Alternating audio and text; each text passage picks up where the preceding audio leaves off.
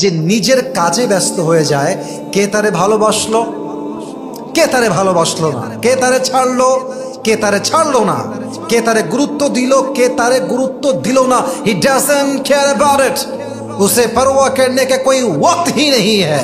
আরে যেই বান্দা তার কাজে ফোকাসড, ক্যারিয়ারে ফোকাসড, ভবিষ্যৎ নিয়ে কাজ করছে, প্ল্যান মোতাবেক কাজ করছে, কে তারে ছাড়লো কে ছাড়লো না ডাজন্ট ম্যাটার।